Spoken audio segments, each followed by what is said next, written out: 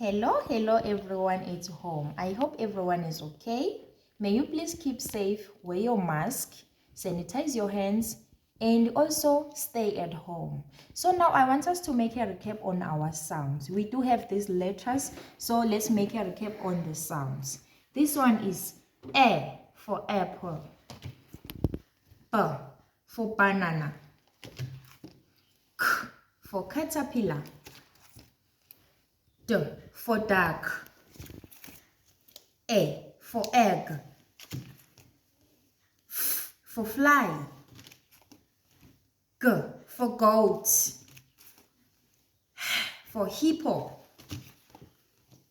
E for ice cream, J for jacket, K for kite, L for lion, M for monkey, N for nail, O for orange, P for pot, Q for quail, R for rat, S for snake, T for tortoise, R for umbrella, V for vase, W for whale, X for box, Y for yarn, Z for zebra. So guys, please keep on studying, practicing these sounds so that we know how to read our words that I'm going to give you as time goes on.